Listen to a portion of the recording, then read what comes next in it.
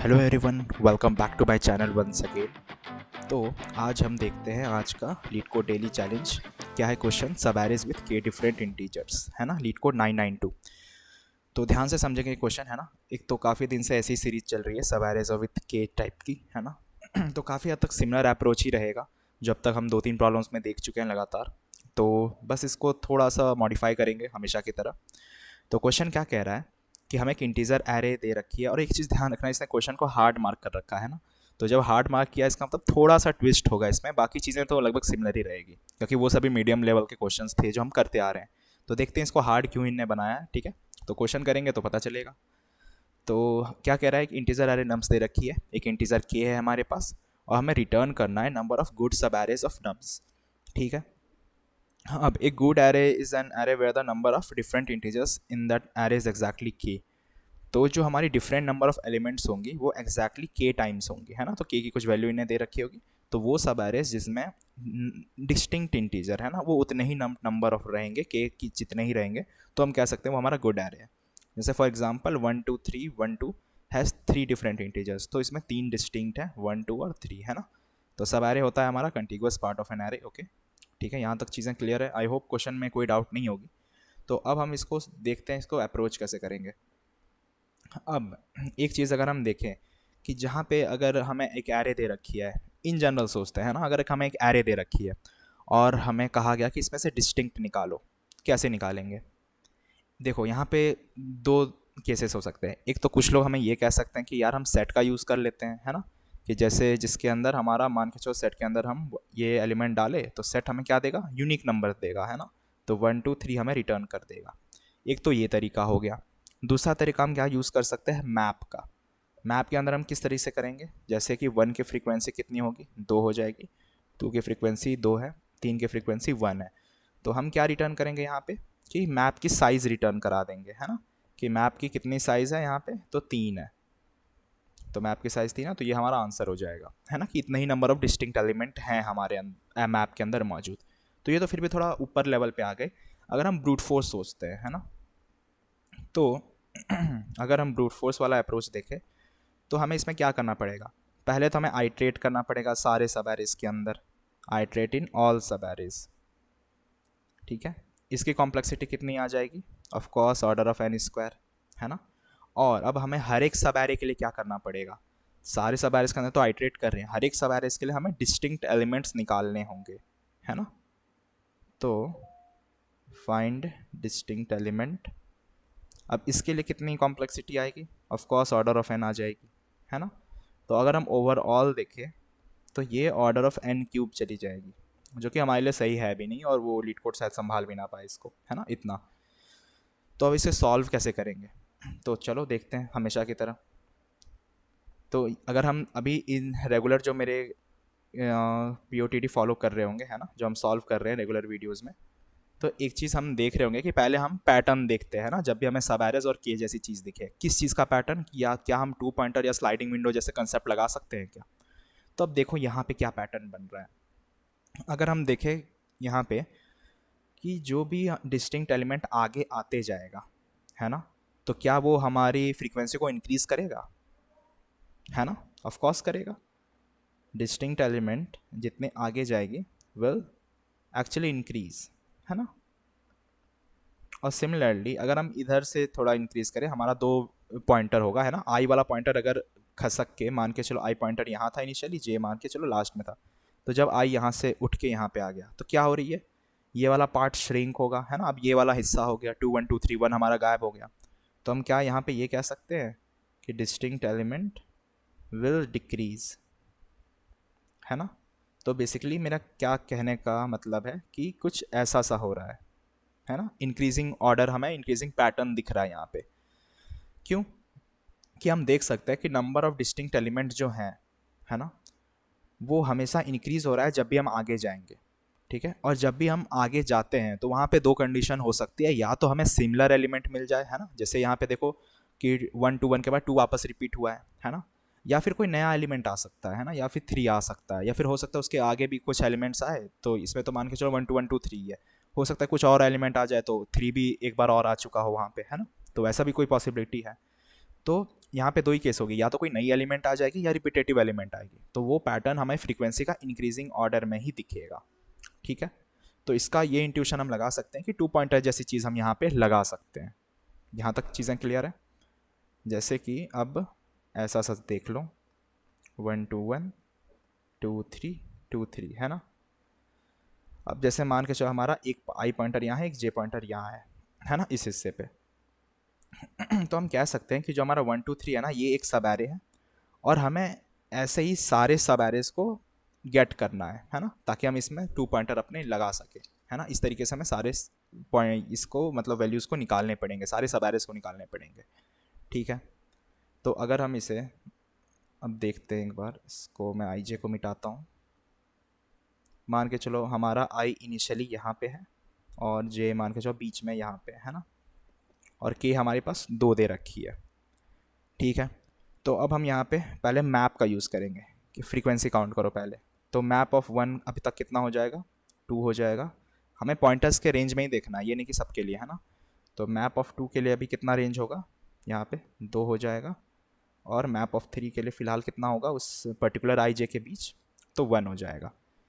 ठीक है अब कुछ लोगों का सवाल होगा कि वाई मैप, है ना, आप सेट क्यों नहीं ले रहे थे यहाँ पे। हो सकता है ना, कि आपने तो कहा था हम दोनों ही इस्तेमाल कर सकते हैं, सेट भी यूज़ कर सकते हैं डिस्टिंक्ट एलिमेंट निकालने के लिए, लेकिन हम सेट की जगह मैप का इस्तेमाल क्यों कर रहे हैं। अब देखो, जैसा कि हमें पता है कि हम यहाँ पे 2 पॉइंटर का यूज़ कर रहे हैं, इसका मतलब जो हमारा आई पॉइंटर होगा वो आगे भी बढ़ेगा, है ना। ऐसा नहीं कि वो वहीं बैठा रहेगा, कभी ना कभी वो भी तो आगे बढ़ेगा, है ना। और जब हमारा आई वाला पॉइंटर आगे बढ़ता है ना, 1 से मान के चलो 2 पे आता है, तो हमारा जो 1 होगा ना, वो डेटा स्ट्रक्चर में से इरेज हो जाएगा। अभी के लिए हमारे पास अगर हम देखें तो कैसी सी सब एरे है ये वाला है पार्ट है ना, 1 2 1 2 3, ये वाला हिस्सा है। लेकिन जैसे हमारा आई पॉइंटर आगे बढ़ेगा, हमारी विंडो श्रिंक होगी, ऑफ कोर्स, है ना। तो ये जो 1 वाला हिस्सा है ना, ये हमारा पॉइंटर सॉरी पॉइंटर जब आगे बढ़ जाएगी तो वो वापस पीछे नहीं आएगी, है ना। तो ये वाला हिस्सा हमारा डिलीट हो जाएगा हमारे डेटा स्ट्रक्चर के अंदर में से, है ना। अब अगर हम देखें, अगर हम आगे बढ़ जाते हैं तो हमारा अगला जो सब एरे होगा वो ये हो जाएगा 2 1 2 3। तो अब अगर हम देखें तो हमारे क्या होगा, मैप के अंदर से बस एक 1 कम होगा, है ना। 1 की फ्रीक्वेंसी कितनी थी, 2 थी, तो 2 से 1 हो जाएगा, है ना। लेकिन क्या इससे हमारे आंसर में कोई फ़र्क पड़ेगा क्या, नहीं पड़ेगा, क्योंकि हमारी डिस्टिंक्ट नंबर अभी भी 2 हैं। हम किसको देख रहे थे, हम अगर देखें तो ये वाला पार्ट देख रहे थे, है ना, 3 डिस्टिंक्ट एलिमेंट। तो फ्रीक्वेंसी अगर मान के चलो एक घट भी जाए तो हमें कोई फ़र्क नहीं पड़ेगा, है ना। मैप के अंदर स्टिल उसकी फ्रीक्वेंसी 2 से 1 होके बैठी हुई रहेगी, राइट। इसका मतलब हम एक्चुअली एलिमेंट्स की फ्रीक्वेंसी को ले रहे हैं, है ना। इसलिए हम हैश मैप का यूज़ करेंगे यहाँ पे, ताकि हम डिस्टिंक्ट नंबर का ट्रैक रख पाएँ। That's why we are using map instead of set. Okay, तो ये डाउट क्लियर हो गया यहाँ पे कि हम मैप का इस्तेमाल क्यों कर रहे हैं। अब देखो, 2 पॉइंटर अप्रोच का हम अगर ऐसे क्वेश्चंस में हमेशा की तरह एक हम स्टैंडर्ड टेम्पलेट बना के बैठे हुए हैं, है ना, कि जे वाला पॉइंटर आगे भागता हुआ जाएगा, और आई कब बढ़ेगा, जब हमारा कंडीशन वायलेट होगा। तो अगर ये वाला लाइन समझ में नहीं आया तो आप मेरे पिछले वीडियोस रेफर कर सकते हो, है ना, कि ये स्टैंडर्ड टेम्पलेट हम मेंटेन कर रहे हैं अभी तक, जो 3-4 दिनों से इस तरह के क्वेश्चंस आ रहे हैं, है ना। अगर नहीं आ रहा तो कोई बात नहीं, स्टेप हम समझ लेंगे, ठीक है। अगर आपने नहीं देखा है, आप नए हो तो कोई प्रॉब्लम नहीं, स्टेप हम समझेंगे उसको। तो देखते हैं हमारा टेम्पलेट कैसा सा था। तो पहले तो हमारा कंडीशन ये होता था, while J is less than N, है ना, जे हमारा पॉइंटर आगे भागता हुआ जाएगा, और वो क्या करेगा, जो हमारा मैप रहेगा, मैप के अंदर जो हमारी जे की फ्रीक्वेंसी रहेगी, है ना, वो प्लस प्लस करती हुई जाएगी, है ना। उस पर्टिकुलर एलिमेंट की फ्रीक्वेंसी को वो बढ़ाता हुआ जाएगा। उसके बाद एक और वाइल कंडीशन आता था, उसके अंदर भी कुछ कंडीशन होती थी, है ना। और फाइनली एक जे प्लस प्लस यहाँ होता था, जो कि वाइल की कंडीशन ख़त्म होने पे चलती थी, है ना। उसके बाद हम यहाँ पे क्या करे थे कि एक आई को श्रिंक करेंगे, है ना। तो nums of I minus minus हमको श्रिंक करेंगे, ठीक है। उसके बाद एक आंसर होता था जो कि हम यहाँ पे कुछ ऐड कर रहे होते थे। ये हमारा ओवरऑल एक टेम्पलेट हो गया, बाकी चीज़ों को हम फिलअप करेंगे, है ना। तो नॉर्मली ऐसा सा ही टेम्पलेट होता है हमारा, राइट। और यहाँ पे आई प्लस प्लस भी हो रहा होगा, है ना, आई पॉइंटर वहाँ बढ़ रही होगी अपना इनर वाइल का काम करके, ठीक है। और यहाँ पे फिर आंसर होता होगा, और यहाँ पे j plus plus and while loop ख़त्म। तो ये हमारा फिलहाल के लिए टेम्पलेट हो गया। अब कंडीशन क्या होगा वायलेशन का, तो इनने क्या कह रखा है, अगर हम यहाँ पे देखें कि हमें के से लेस देन हमें चाहिए, है ना, नंबर इज एग्जैक्टली के, है ना, लेस देन, सॉरी यहाँ पे एग्जैक्टली के चाहिए हमें। तो हम यहाँ पे एक कंडीशन दे सकते हैं कि जब हमारी मैप की जो साइज़ होगी वो क्या होगी ना, ग्रेटर देन जब के हो जाए और आई हमारा लेस देन इक्वल्स टू जे हो, है ना। तो जब हमारा साइज़ जो है वो ग्रेटर देन के, मतलब के से बाहर चली जाए, तो क्या करो ना, तुम पहले फ्रीक्वेंसी कम करो आई की, है ना, उसके बाद आई को प्लस प्लस कर दो। लेकिन एक चीज़ हमें और देखनी पड़ेगी, मैप किस तरीके से काम करता है। तो मैं एक कंडीशन लिखता हूँ, इसके थ्रू हम समझेंगे कि जब हमारी मैप ऑफ नम्स ऑफ आई, है ना, अगर ये इक्वल्स टू ज़ीरो हो गया तो हम क्या करेंगे ना, मैप में से रिमूव कर देंगे उस नम्स ऑफ आई को, ठीक है। अब ये हमने क्यों लिखा है, क्योंकि हमारा जो मैप होता है ना वो क्या होगा, जब हम श्रिंक करते जाएंगे विंडो को, है ना, तो हम क्या कर रहे हैं, जब हमारा कंडीशन को वायलेट करेगा, अगर वो ग्रेटर देन इक्वल्स टू के हो जाएगा, तो हम क्या कर रहे थे, मैप नम्स ऑफ आई को कम कर रहे हैं ना, उसकी फ्रीक्वेंसी को घटा रहे हैं। लेकिन एक टाइम ऐसा आएगा, हो सकता है एक ही बार एलिमेंट आया हो, है ना, 3, तो ये ज़ीरो हो जाएगी, है ना। अगर एक टाइम पे मान के चलो विंडो श्रिंक होगा तो मैप की फ्रीक्वेंसी से ज़ीरो कर देगी माइनस करके। अब वहाँ पे क्या होगा ना, हम डिस्टिंक्ट पेयर में स्टिल हमें वो 3 ही रिटर्न कर रहा होगा, क्योंकि वो वैल्यू को ज़ीरो करेगा, है ना। वो मैप ऑफ 3 के पास जाके 1 को ज़ीरो कर देगा, लेकिन हम जब इसको रिटर्न कराएंगे ना तो वो बोलेगा स्टिल हमारे पास 3 ही एलिमेंट है। हाँ, तुमने फ्रीक्वेंसी ज़ीरो कर दी, वो तुम्हारी प्रॉब्लम है, वो मुझे नहीं पता, लेकिन मैप के अंदर तो 3 एलिमेंट है, 1 2 3, तो फ्रीक्वेंसी ज़ीरो हो गया, उससे कोई फ़र्क नहीं पड़ता उस मैप को, है ना। तो उस चीज़ को हैंडल करने के लिए हम यहाँ से रिमूव कर रहे हैं कि हाँ यार, जब उसकी फ्रीक्वेंसी ज़ीरो हो जाए तो उसको बाहर कर दो पहले ही, ठीक है। आई होप ये वाला पार्ट क्लियर हो गया कि हम वो इफ स्टेटमेंट क्यों लिख रहे हैं। अब आई प्लस प्लस कर देंगे तो ये इनर लूप का काम तो हो गया, है ना। अब सवाल ये कि हम आंसर में क्या ऐड करें, और आंसर को पहली बात तो हम लिखेंगे कहाँ पे, मेन सवाल तो वो है। क्योंकि याद करो पिछले वाले प्रॉब्लम में क्या हुआ था, आंसर हमारा इनर वाइल लूप में आया था, और उसके पहले वाले प्रॉब्लम्स में आंसर हमारा बाहर वाले लूप में था। तो ये आंसर लिखने का जो मेन चीज़ होगा वो इसी में हमें करना पड़ेगा, इसी में समझना पड़ेगा हम कैसे ऐड करेंगे, ठीक है। तो अब हम इसको लिखेंगे कहाँ, मेन सवाल तो वो है कि आंसर को हम किस जगह पे लिखें। तो देखो, क्या हम इस वाले पार्ट में लिख सकते हैं इनर वाइल लूप में, नहीं लिख सकते, है ना, क्योंकि ये तो पहली कंडीशन वायलेट हो रहा है कि मैप की साइज़ जो है वो अगर ग्रेटर देन के हो तब तुम तो इस लूप के अंदर आना। अगर हम इसमें ही आंसर लिख दें तो ये तो पहले गलत हो जाएगा, वो तो पहले बोल के रखा है एग्जैक्टली के टाइम चाहिए, तो ग्रेटर देन के तो हो नहीं सकता।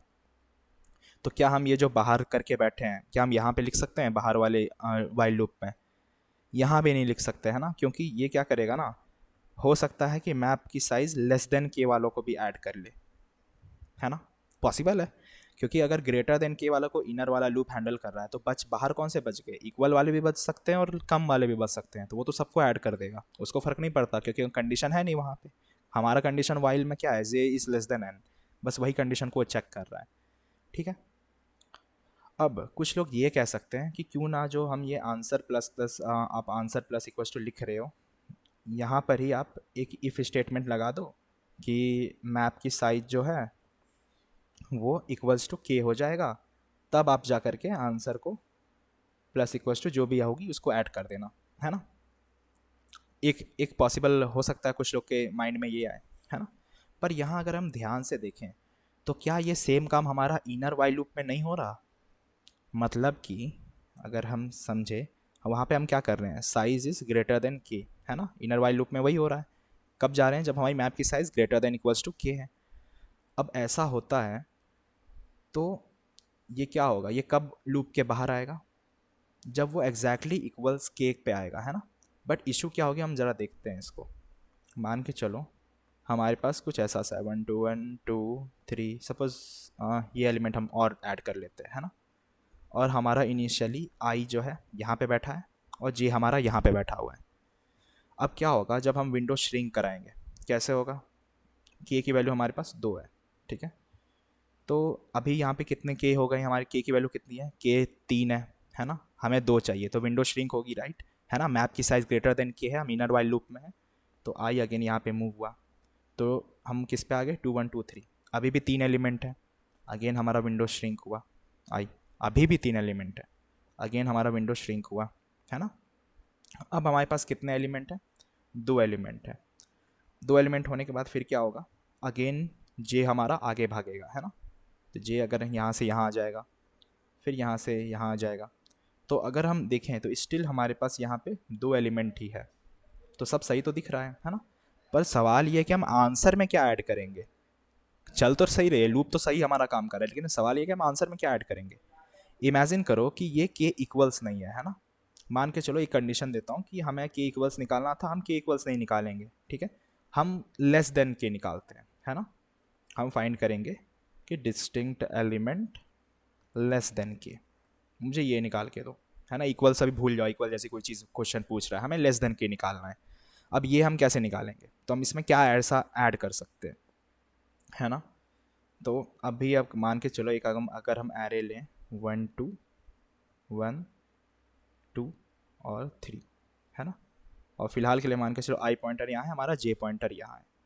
तो जब हम अगर हम देखें यहाँ पे कि अगर हम इसमें देखें कितने सब एरेज हमारा होगा, है ना। के की वैल्यू यहाँ पे भी 2 है, तो इस आई से जे के लिए कितने सब एरेज होंगे।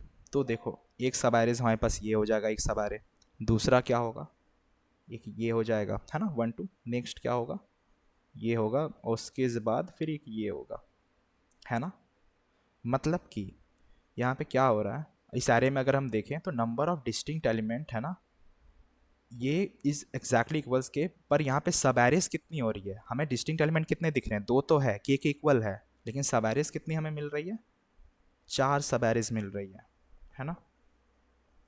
तो अगर हम इसका इंडेक्सिंग करके देखें कि ये हो गया 0 1 2, ये 3, ये 4, है ना। तो क्या हम इसे j माइनस आई प्लस 1 लिख सकते हैं 4 सब एरेज के लिए, मतलब j हमारा कितना है 3 minus 0 plus 1 which is equals to 4, है ना। अगर याद करो तो पहले भी हम ऐसी इस तरह की चीज़ें ऐड कर रहे थे, है ना, पुराने क्वेश्चंस में। तो क्या हम इसको ऐसे लिख सकते हैं, है ना, ऑफ कोर्स लिख सकते हैं। अगर हम अभी ध्यान से देखना कि हम लेस देन के लिए देख रहे हैं, लेस देन इक्वल्स टू के, सॉरी ये लेस देन के नहीं, less than equals to K है ना। तो यहाँ पे क्या हो रहा है कि के इक्वल भी है ना, और डिस्टिंक्ट एलिमेंट जो है हमें ये पता चला कि 4 सब एरे हमें दे रही है, ठीक है। तो ये चीज़ आई होप इस पार्ट तक क्लियर होगा। अब यहाँ पे सवाल ये है कि हम यहाँ पे लेस देन इक्वल्स टू के लिए कर रहे हैं, तो कुछ लोग अब ये वापस से बोल सकते हैं ना कि तो सही तो है, हम यहाँ पे मैप की जो साइज़ है वो हम इक्वल्स टू के लिए भी चेक करेंगे और आंसर में यही ऐड कर देंगे j माइनस आई प्लस 1, है ना। तो हम और ज़्यादा सेफ रह सकते हैं कि लेस देन जो काउंट होगा उसके जगह हम सीधा इक्वल्स टू के कर देंगे और आंसर में यही ऐड कर देंगे j माइनस आई प्लस 1, क्योंकि यहाँ पे तो दिख रहा है कि ये सेम कंडीशन के लिए काम हो रहा है हमारा, है ना। पर देखो ये कितना ज़्यादा गलत करेगा हमारा आंसर को, देखते हैं इसे, है ना। तो मान के चलो अगर हमारा ऐसा सा था 1 2 1 2 3 2 3, है ना। तो अगर हम इस वाले हिस्से को कंसिडर करें तो यहाँ पे क्या हो रहा था, हमने यहाँ पे देखा था कि मैप की साइज़ जो होगी वो एग्जैक्टली इक्वल्स टू के होगी अभी तक, तो है ना, के की वैल्यू 2 ही है यहाँ पे, क्योंकि नंबर ऑफ डिस्टिंक्ट एलिमेंट कितने हैं यहाँ पे 2। पर फिर मेरा क्वेश्चन आएगा कि अगर मान के चलो ऐसा सही कुछ है 1 2 1 2 3 2 3, अब इसमें देखो हमें प्रॉब्लम क्या होगी ना, अगर जब हम इसमें सब एरेज निकालेंगे तो कैसे निकाल रहे होंगे, इसमें अगर हम ध्यान से देखें तो एक तो सब एरे हमारा ऐसा सा होगा, है ना, 1 2 रहेगा, फिर 2 1 2 रहेगा, फिर ये भी रहेगा, है ना, बाउटर वाला जो था। लेकिन अगर हम इसमें देखें तो हमें बीच में क्या रहेगा ना ये हमें पता नहीं चलेगा। अगर मान के चलो मैं यहाँ पे 2 और 2 इधर और भी अगर आ जाए तो हम कंफ्यूज हो जाएंगे कि आंसर में ऐड क्या करना है ना, क्योंकि हमें नंबर ऑफ डिस्टिंक्ट एलिमेंट यहीं से मिल गया है, यहीं पे मिल रहा है कि 2 है ना। यहीं से स्टार्ट हो जाएगा कि हमें 2 डिस्टिंक्ट एलिमेंट तो यहीं पे मिल गए हैं, तो हम कंफ्यूज हो जाएंगे कि क्या ऐड करना है। तो अब हम क्या करेंगे, सवाल ये है। तो हमें ये पता है कि map dot size less than के, ये तो हम निकाल सकते हैं, किससे, कैसे निकाल रहे थे, वही j माइनस आई प्लस 1 से, है ना। और थोड़ा अब हम मैथमेटिकली देखेंगे, और हमें चाहिए क्या ये बताओ, हमें क्या चाहिए था, we want map dot size equals to K, है ना, के जितने इक्वल होंगे कि हमें ये आंसर में चाहिए था। तो अब हम सवाल, अब इसको हम निकालेंगे कैसे, हमें ये पता है कि लेस देन के हमें दिया और इक्वल्स टू के चाहिए, तो क्या हम इसको ऐसे लिख सकते हैं क्या कि मैप की जो साइज़ होगी लेस देन के माइनस मैप की जो साइज़ होगी लेस देन के माइनस वन, क्या हम ये लिख सकते हैं? ये क्या होगा? इक्वल्स टू के, और ये क्या हो गया हमारा? लेस देन के। अगर ध्यान से देखो तो पता चल जाएगा, है ना। और इससे हमें हमारा इक्वल्स टू के वाला आंसर मिल जाएगा। मैथमेटिकली भी देख सकते हैं, के माइनस वन अगर हम देखें तो क्या हो जाएगा? के माइनस के प्लस वन, तो ये तो कैंसिल हो गया, one which is equals to K, है ना। तो ये हमारा आंसर हम कह सकते हैं कि जो इक्वल्स टू के हो और उसमें क्या माइनस कर दो? के से पहले वाले को, है ना, लेस देन के, तो हमें एग्जैक्ट के वाला आंसर मिल जाएगा। ओके, तो एक बार कोड करके देखें इसको थोड़ा। तो चलो देखते हैं, बस हमारा टेम्पलेट सेम रहेगा जो हमने यहाँ पे किया ना, एग्जैक्ट ऐसा ही हम लिख रहे होंगे। बस हम मैंने ये बता दिया कि ये इफ़ स्टेटमेंट हम यहाँ पे क्यों नहीं लिख रहे होंगे, कि ये कंडीशन बहुत लोग गलत कर सकते हैं, है ना, कि हम यहीं पे चेक कर लेते हैं कि इक्वल्स टू के होगा तभी आंसर में ऐड करेंगे, लेकिन ऐसा क्यों नहीं करना है वो मैंने बता दिया कि क्यों, क्योंकि यहाँ पे हो सकता है कि हमें बीच के एलिमेंट्स के बारे में कोई अंदाज़ा नहीं है ना, कि यहाँ पे मान के चलो मल्टीपल एलिमेंट्स भी इस तरह से आ सकते हैं। हम तो सब एरे कैलकुलेट करने बैठ जाएंगे, हमें पता नहीं चलेगा कि क्या क्या हम ऐड कर दिए वहाँ पे, तो कन्फ्यूज़ हो जाएंगे हम आंसर ऐड करने में। इस चीज़ के लिए हमें इस तरीके से यूज़ करना पड़ेगा। तो चलो देखते हैं इसको थोड़ा कोड करके। ओके, तो हम क्या क्या बना रहे थे इसमें? तो एक तो हम हैश मैप बना लेंगे। तो इंटीजर, अरे यार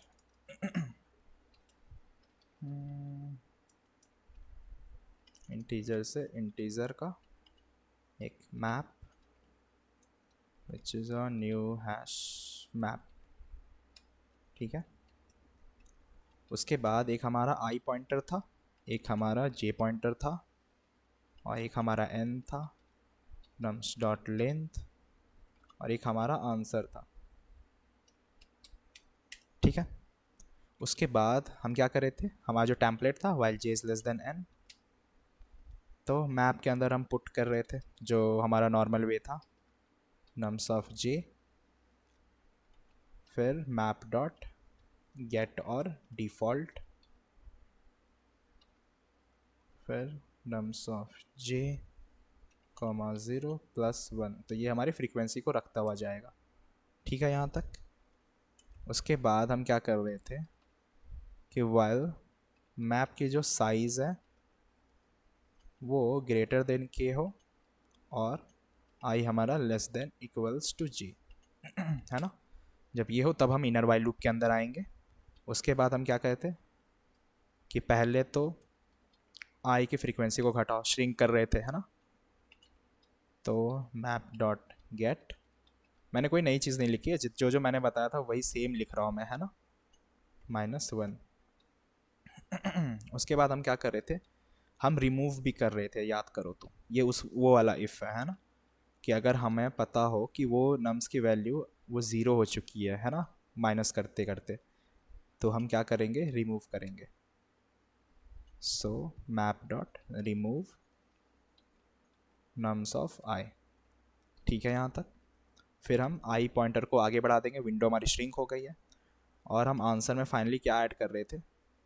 plus equals to J minus I plus one, है ना, और J plus plus, J pointer को हमने बढ़ा दिया, और फाइनली रिटर्न आंसर। वैसे ये हमने गलत फंक्शन में लिख दिया, तो इससे हम ठीक कर लेते हैं। तो पब्लिक इंट एटमोस, क्योंकि वो के माइनस वन वाला काम हमें करना है ना, तो एक हम नम सारे बना लेते हैं यहाँ पे, और एक हमारा के, ठीक है। तो ये जितना पार्ट होगा ना, ये हम उसी के अंदर डाल देते हैं।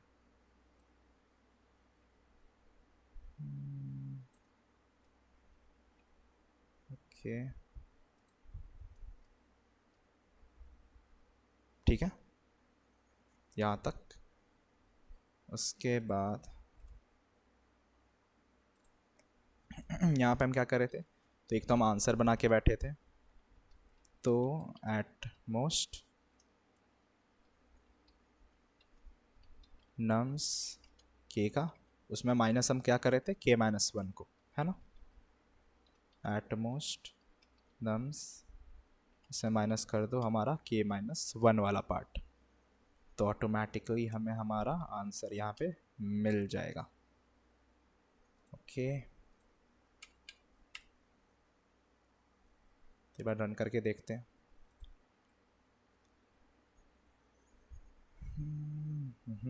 क्या हो गया? Can not find symbol. Okay, यहाँ पे मैंने छोटा रखा हुआ, कैमल केस है।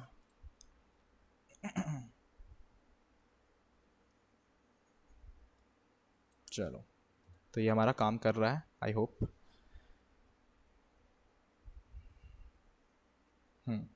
तो कुछ कोड हमारा एक्सेप्ट हो गया। तो आई होप ये वाला पार्ट पूरा क्लियर रहा होगा, है ना, हम कैसे कैसे अप्रोच करते हुए चले थे। तो हमने यहाँ पे अच्छे से देखा कि सेट और मैप यूज़ कर सकते हैं डिस्टिंक्ट के लिए। ब्रूट फोर्स अप्रोच क्या हो सकता है इसका, जो कि चलेगा नहीं ऑफ कोर्स। उसके बाद हम 2 पॉइंटर अप्रोच को क्यों यहाँ यूज़ करे थे, क्या पैटर्न था हमारा, ये हमें पता चल गया। फिर हमने मैप क्यों इस्तेमाल किया, ये हमें यहाँ से पता चल गया। फिर हमने 2 पॉइंटर का एक स्टैंडर्ड टेम्पलेट देखा, है ना, स्लाइडिंग विंडो का, कि ये हमारा हमेशा की तरह आगे भागता जाता है, और आई कब भागता है, जब वो कंडीशन वायलेट होती है ना। तो वो हमने कंडीशन देख लिया वाइल इनर वाइल लूप के अंदर, है ना। उसके बाद एक कंडीशन हमने एक्स्ट्रा लिखा, क्योंकि मैप यूज़ कर रहे हैं तो मैप के अंदर वो की को सेव करके रखता है ना। हम फ्रीक्वेंसी 0 कर देंगे लेकिन की स्टिल रह जाएगी, तो हमें जब 0 हो जाए फ्रीक्वेंसी तो की को हटाना पड़ेगा। तो वो हमारा ये इफ़ स्टेटमेंट का काम कर रहा है। फिर हमने देखा कि आंसर में क्या लिखने वाले हैं, है ना, और आंसर को किस तरीके से यूज़ करना है हमें एग्जैक्टली के निकालने के लिए, है ना। तो एग्जैक्टली के किस तरह से, पहले तो हमने लेस देन का देख लिया कि लेस देन के इक्वल्स टू के हम कैसे निकाल सकते हैं, जे माइनस आई प्लस वन। अब जब हमें लेस देन इक्वल्स टू के पता है तो हम सिर्फ के वालों को कैसे निकाल सकते हैं। तो सिंपल सी बात है, जो के माइनस वन वाला हिस्सा है उसके पहले वाले को रिमूव कर दो, है ना। तो ऑफकोर्स अगर लेस देन इक्वल्स टू के पता है और पहले का के माइनस वन हम अगर हटा दें तो सिर्फ के वाला ही बचेगा हिस्सा, मैथमेटिकल वे है ना। तो बस हमें एग्जैक्ट के वाला आंसर मिल गया यहाँ पे। तो बस ये ऐसा ही सा था, इसमें और कुछ नई सी चीज़ नहीं थी। तो आई होप ये वाला पार्ट पूरा कोड क्लियर होगा किसी को, है ना, मतलब सभी को, ऑफकोर्स किसी को नहीं, मतलब सबको ये वाला हिस्सा क्लियर होगा। और किसी को कोई डाउट इसमें है, स्टिल बच गई है, तो मुझे कमेंट सेक्शन में बताना कि कौन से पार्ट में डाउट है। और इसकी time complexity of course order of N रहेगी, है ना, और स्पेस कॉम्प्लेक्सिटी भी, क्योंकि मैप यूज़ कर रहे हैं तो ऑर्डर ऑफ एन ही रहेगी। तो बस यार, फिर हम मिलते हैं अगली वीडियो में, तब तक के लिए keep learning, keep coding, keep exploring. See you guys in the next video, and channel को प्लीज़ लाइक सब्सक्राइब और शेयर कर दो यार, है ना। वीडियो बनाने में भी टाइम लगती है ऊपर से, क्योंकि कभी कभी मेरी तबीयत ठीक नहीं भी रहती है, इसलिए बट स्टिल मुझे मन करता है कि यार प्रॉब्लम छोड़ना अच्छी बात नहीं होती है ना, क्योंकि सॉल्व कराना थोड़ा ज़्यादा अच्छा रहता है, रादर देन अब मैं बाद में खुद भूल जाता हूँ कि यार उस दिन की प्रॉब्लम स्किप हो गई, है ना। तो बस यार, फिर हम मिलते हैं अगली वीडियो में, तब फिर take care, bye, see you guys in the next video.